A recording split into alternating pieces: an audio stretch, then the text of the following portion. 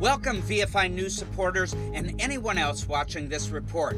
Now, it's been another amazing week here in Israel, with more Western countries announcing their intention to recognize a Palestinian state and Hamas releasing gruesome videos of the hostages they continue to hold. The Iranian regime appears to be preparing for another round with Israel because they'd rather not deal with their domestic problems. And the Houthis in Yemen, yes, the Houthis are also continuing to make threats and occasionally chuck a ballistic missile at us like it's nothing. But the big story this week is that many Western media outlets and governments are falling for every lie that Hamas tells about a famine in Gaza and that it's all Israel's fault. Now, all that and much, much more is just ahead on this week's edition of VFI News from Israel.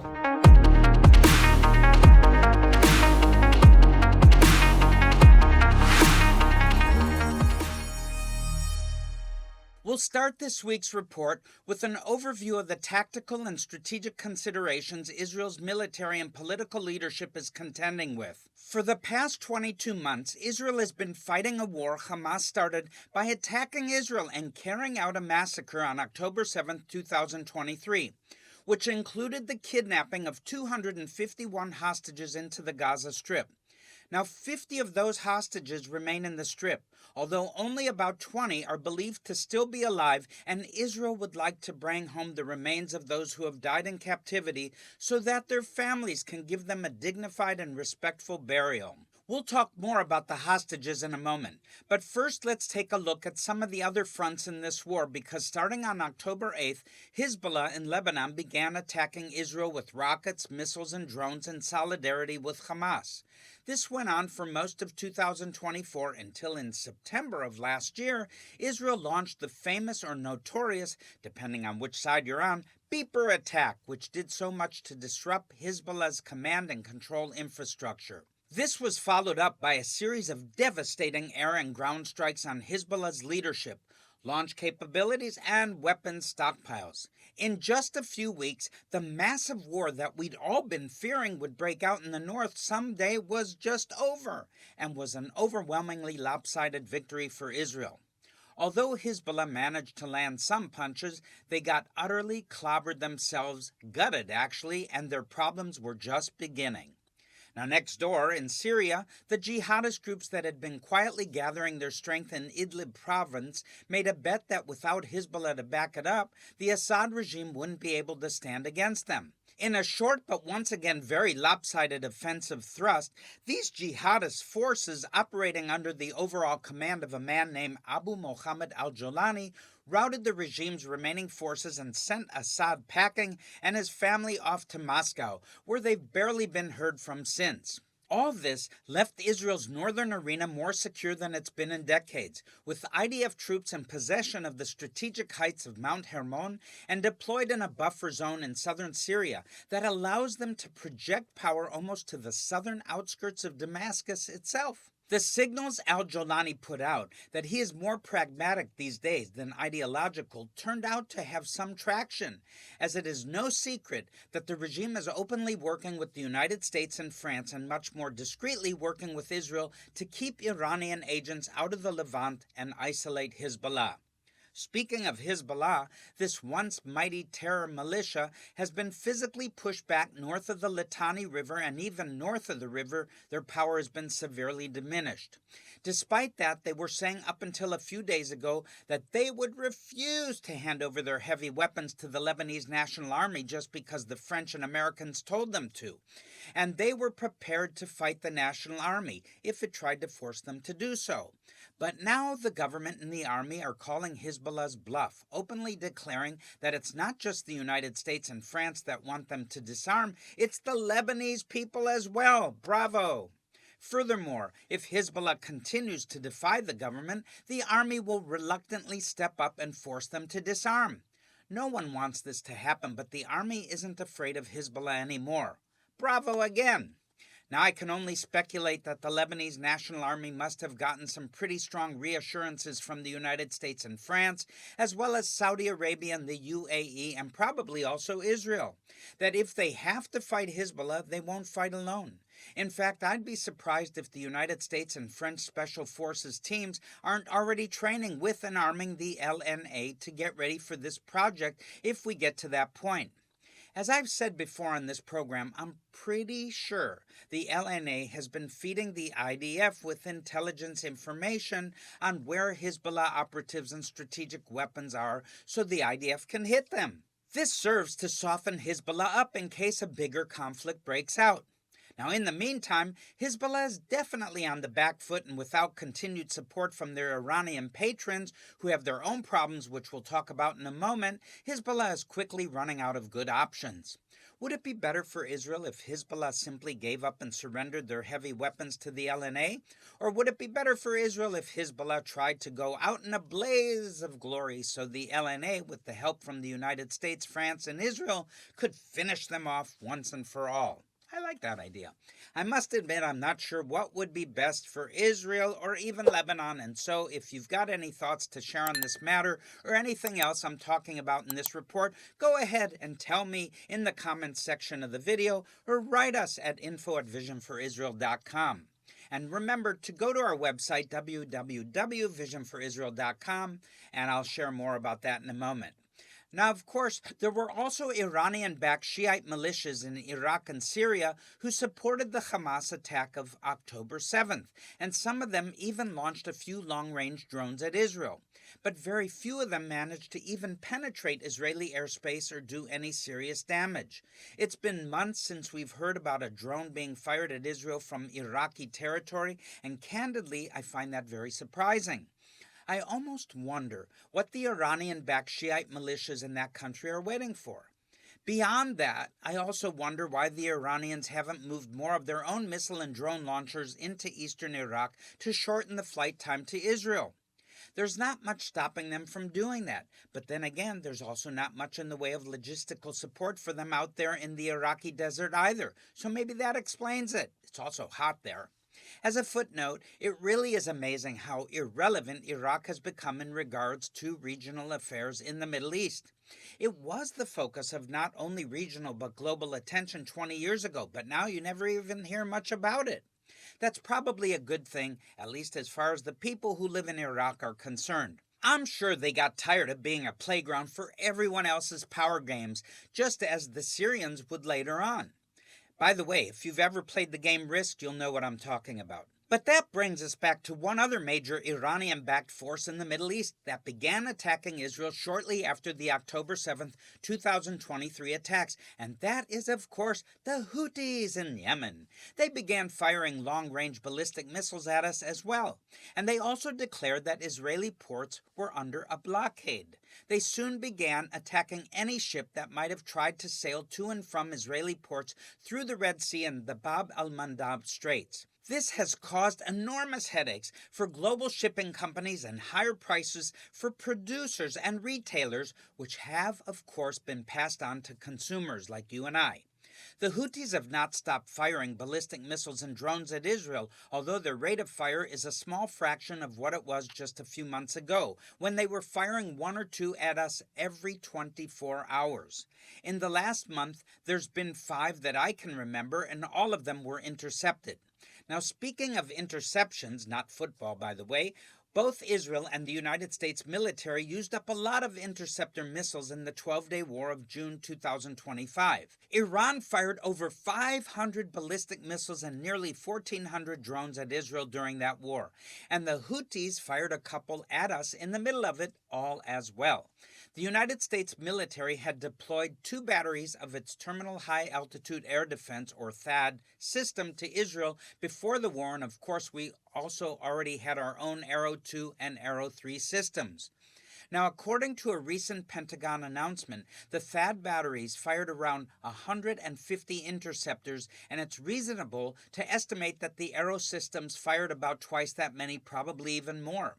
It has been reported that both Israeli and American warships, as well as British, French, and Jordanian aircraft and ground-based interceptors, also fired weapons to intercept incoming Iranian missiles and drones. Between all that, only around 50 Iranian missiles and a handful of drones managed to impact here in Israel, but the results of even that diminished barrage were devastating.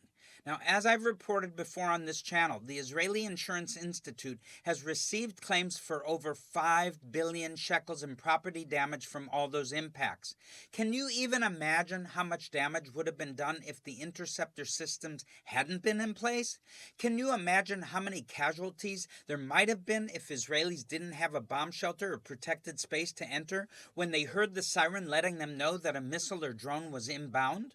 Well, friends, the good news is that the 12-day war is over. The threat from the Houthis, Hezbollah, and all those Iranian-backed Shiite militias in Iraq and Syria, and even the rocket threat from Hamas is greatly diminished. Now, here's the bad news. I told you before about how the United States, Israeli, and allied military units had used up a large number of missile interceptors in the 12-day war, and it will take a lot of time and money to replace them. The race to manufacture new interceptors is on, and although the amount of time it takes to build a THAAD or Arrows interceptor is classified, the Pentagon said it expects to get the last replacement for the 150 interceptors it fired in this war sometime around, can you believe it, 2030. Wow. So it's possible to guess that the factories can make about 30 a year, give or take. It's reasonable to assume that the factories that produce the Arrow 3 work at about the same pace, give or take. Now, the really bad news is that although they've lost a lot of their ballistic missile stockpiles and launchers in the war, the Iranians could be ready to attack us again much sooner than we'll be ready to defend against another attack. That means there's another race going on, and that's the race to place bomb safety shelters in Israeli communities all over, because these shelters save lives, believe me, friends. And they're another reason why the number of casualties in Israel from these missiles and drone attacks have been so low.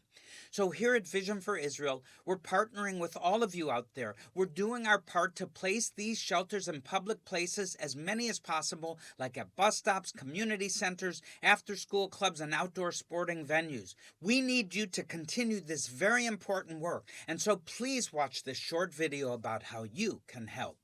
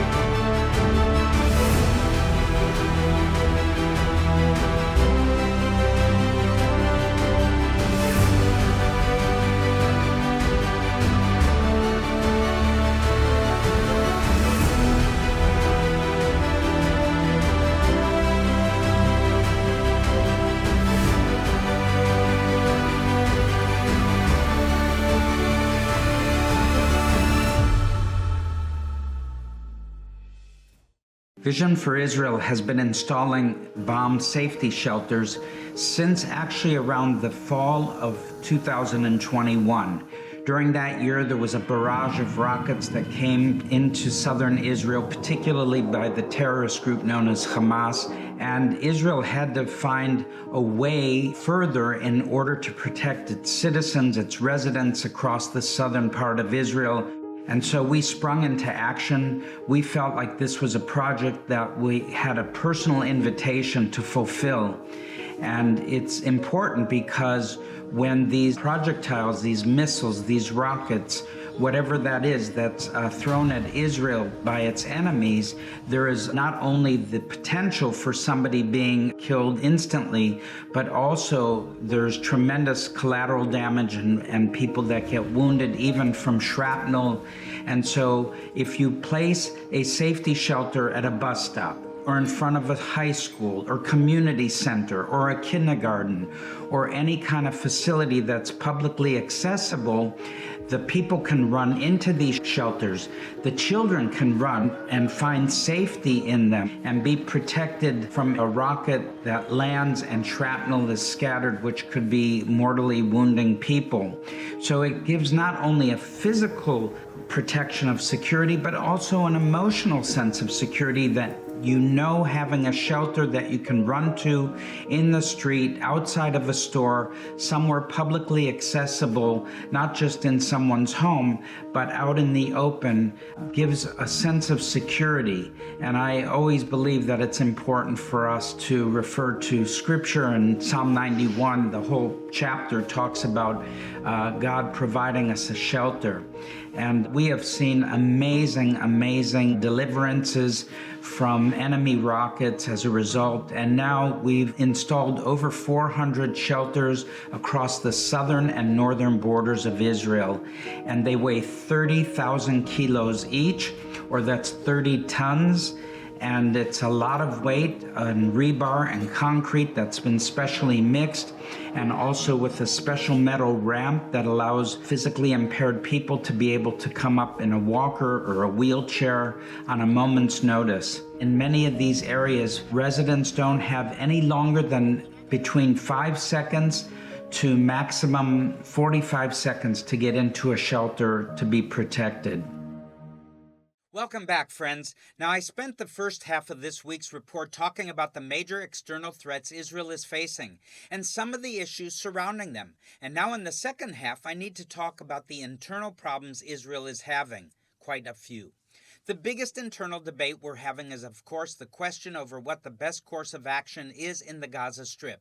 Hamas has been defeated militarily, but they are still holding Israeli hostages, and it is because of this that the IDF has, believe it or not, refrained from going in full force to comprehensively destroy and utterly rid us of Hamas. Now a word of explanation is in order, because I've been asked many times why Israel is still fighting Hamas after so much time has passed and so many much more powerful enemies have been confronted and annihilated. The one-word answer to that question is one word, and that word is hostages. Since the beginning of the offensive against Hamas in late 2023, there are two goals which have been announced over and over and over again. The first is the retrieval of the hostages, and the second is the destruction of Hamas. There were some who warned that it would be almost impossible to pursue both of these goals, and as time passed, more and more people began to wonder if that was indeed the case. Even now, everything you've seen the IDF accomplish against Hamas so far has been around the edges, as far as we've done everything we can to avoid the possibility of mistakenly hitting the hostages. As the number of hostages who have either been rescued, released, or their remains recovered has risen, the number of human shields Hamas has had to hide behind has also fallen, and also the IDF's freedom of action has expanded. However, this week, a letter was posted to the internet and signed by dozens of former IDF officers and other security and defense officials saying that everything that can be accomplished militarily in the Strip has been accomplished, and it's time to negotiate a settlement that will include making hard choices. Also this week, the mother of a hostage who didn't make it out of the Gaza Strip alive spoke up and said it's time for Israel to give Hamas whatever they want in exchange for releasing the hostages and ending the conflict. This, of course, stands in stark contrast to what the right-wing ministers and the Prime Minister Benjamin Netanyahu's governing coalition want. And it's important to remember that Netanyahu is now leading a minority government, and even if that can be held together somehow, there is less than 15 months left in the term of this present Knesset. In fact, we'll probably be going to new elections much sooner than that for reasons that would take a long time to explain. But the bottom line is that although Netanyahu has some incentive to keep his coalition allies happy, he also has some reasons to do what he thinks is best, whether they like it or not. With that in mind, he is reported to be seriously considering the option of letting the IDF take the gloves off and go in after Hamas without taking care to not hit the hostages. It's important to mention that Hamas is also threatening to take the lives of these hostages if the IDF tries to rescue them. And we know they're serious because they've done this exact thing to hostages in the past, including Gal Hirsch. Because of the immense pressure put on the IDF and the government by the hostage families and by many other Israelis who supported them, the IDF has taken the path of slow, exquisitely careful offensive maneuvers against Hamas up to this point, but for various reasons that might be about to change. Now, one reason is that Israel's public mood seems to have shifted somewhat. Although I'm sure everyone still wants to bring the hostages home, there are many Israelis who have their own problems and they just can't keep going on like this.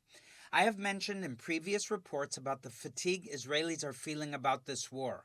That is being compounded recently by growing reports about IDF reservists and even regular troops who have been participating in frontline combat duty for hundreds of days at a time, away from their homes, jobs, and families, simply unable to cope with things in life. There are growing reports about problems with discipline in the ranks, suicides, refusals to report for a 5th, 6th, or even 7th tour of reserve duty, and so on.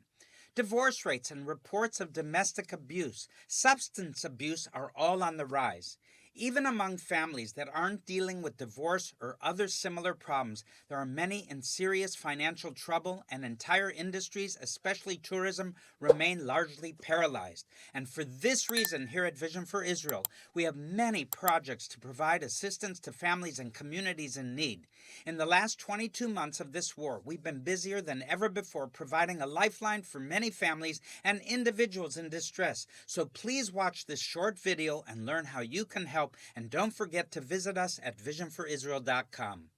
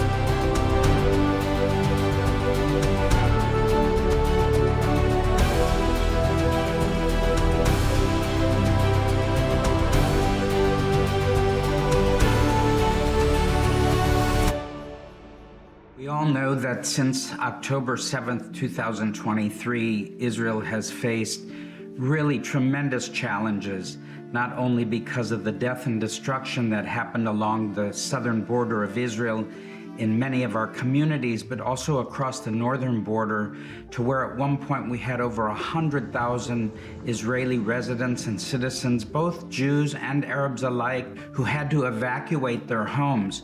So it's been a very multi-layered challenge in order to meet the needs of the people of Israel. And that's where Vision for Israel has come to the forefront, networking together across the country with as many others as possible in order to meet the needs of people. And this is all from both security concerns to safety concerns to welfare concerns to even to the children who have lost their education and schooling.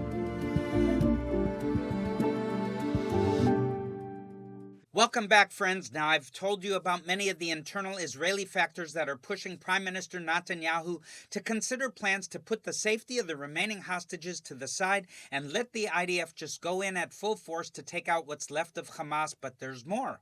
By now, I'm sure everyone will have heard that France, the United Kingdom, Canada, Malta, Portugal, and possibly other Western countries are threatening to recognize a Palestinian state at the UN General Assembly meeting next month. Most of these countries are attaching very interesting conditions to these threats, including demands that Hamas must release the remaining hostages, disarm, and leave power in the Gaza Strip. There are also demands being made, particularly by Canada, that the PA must reform, that's the Palestinian Authority, allow new elections, and so on. That's all fine and good, but here's the problem. Hamas and most of Israel's other enemies just hear blah, blah, blah. We're recognizing a Palestinian state, blah, blah, blah. So furthermore, no matter what anyone says or doesn't say, there is a perception that these threats to recognize a Palestinian state are a way for these Western countries to punish Israel for winning this war. Now, on that subject, Hamas has found a way to turn the battlefield defeat they've suffered in this war, which they started by attacking Israel on October 7th, into a strategic political victory. They've done this by successfully peddling a false narrative about how there's famine in the Gaza Strip and that it's all Israel's fault.